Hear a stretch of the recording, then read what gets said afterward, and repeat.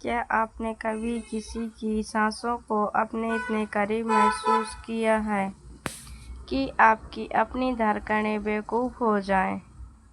जब सामने वाले के होठों की गर्मी आपके पूरे जिस्म में एक अनजानी सी आग लगा दे और बाहर गिरती बारिश की हर बूंद आपकी रातों को और भी ज़्यादा गर्म, बेपरवाह और मदहोश बना दे।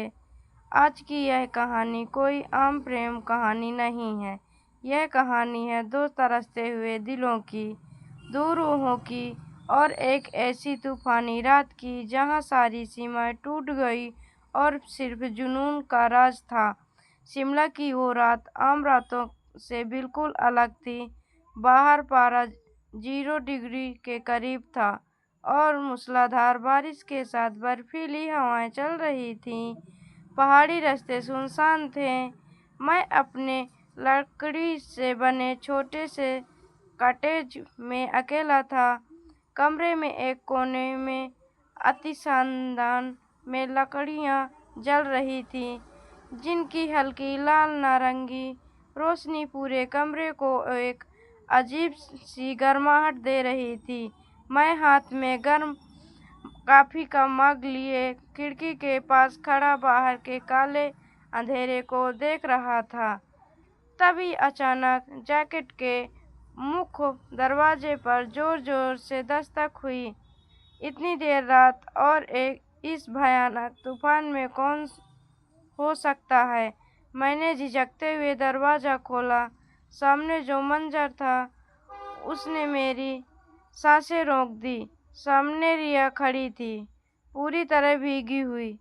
उसके नीले रंग का सिल्क का कुर्ता उसकी भीगी हुई त्वचा से पूरी तरह चिपका हुआ था।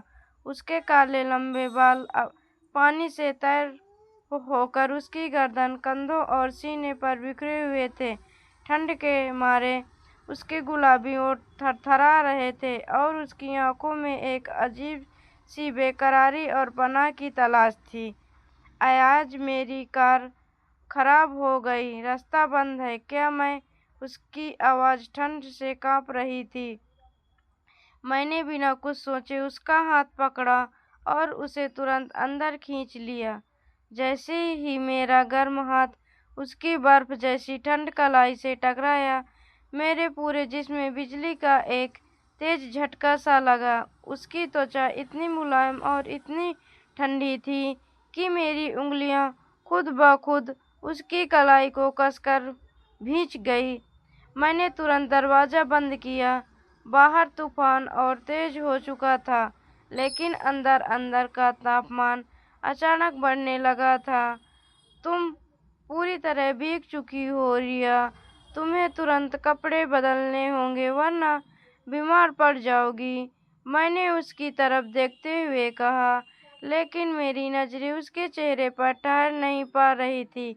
भीगे हुए कपड़े उसकी हर सुराहीदार बनावट को उभार रहे थे।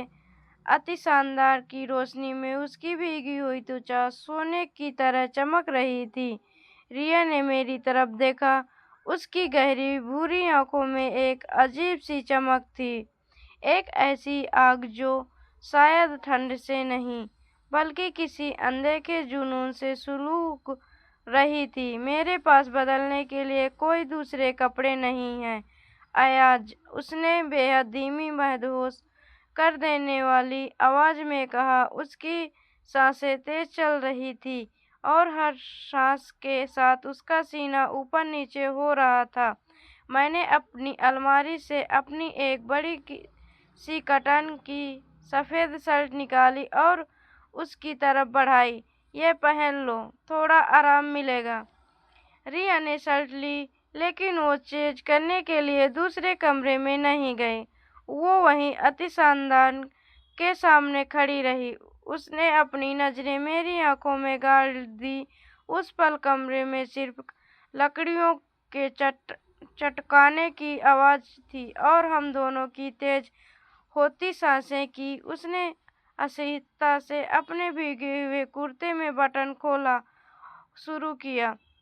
मेरी धड़कनें किसी ढोल की तरह बजने लगी। हवा में एक नशीली महक घुल गई थी, उसकी भीगी हुई जुल्फों की और उसकी देह की कुदरती खुशबू। जैसे जैसे भीगा हुआ कपड़ा उसकी त्वचा से अलग हो रहा था, मेरी सांसें और भारी होती जा रही थी। उसने शर्ट पहन ली, लेकिन उसके बटन खुले छोड़ दिए। शर्ट उसके घुटनों तक आ रही थी, लेकिन उसके भीगे हुए जिस्म से उठती गर्माहट शर्ट के कपड़े को आर पार छू रही थी। वो धीरे धीरे चलकर मेरे बिल्कुल करीब आ गई, इतनी करीब कि उसकी गर्म सांसें मेरी गर्दन पर टकराने लगी। अभी भी बहुत ठंड लग रही है अयाज, उसने अपनी मखमली आवाज में फुसफुसाया। अब खुद पर काबू करना नामुमकिन था। मैंने अपनी बाहों में उसे समेट लिया। जैसे ही मेरा जिस्म उसके नंगे सुहानीदार बदन से टकराया, एक जोरदार सिहरन हम दोनों के अंदर दौड़ गई। उसका ठंडा बदन मेरी छाती की आग से पिघलने लगा।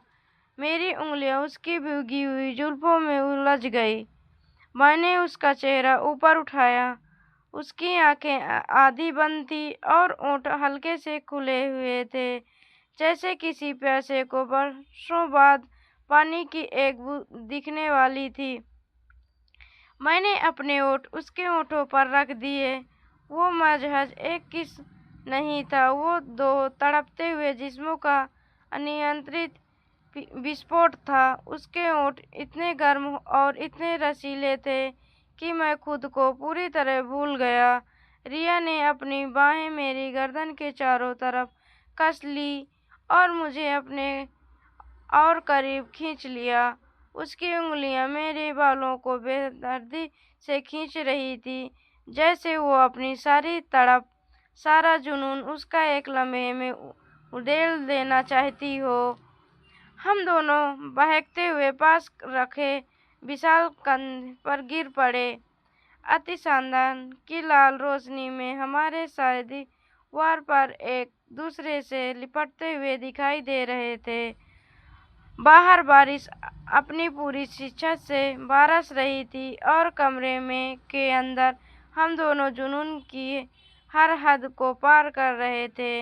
मेरी उंगलियां उसके बदन के हर हिस्से को छू रही थी, हर उस जगह को महसूस कर रही थी जहां जहां ठंड ने अपनी छाप छोड़ी थी। और मेरी हर एक जुबान के साथ रिया के होठों से एक मदहोश कर देने वाली आहट निकल जाती थी, जो पूरे कमरे के माहौल को और भी ज्यादा गर्म और आहट बना देती थी। उसकी सुरीली सिक्सियाँ और बाहर कड़कती बिजली का शोर मिलकर एक ऐसा संगीत बना रहे थे जो इंसान को होश खोने पर मजबूर कर दे।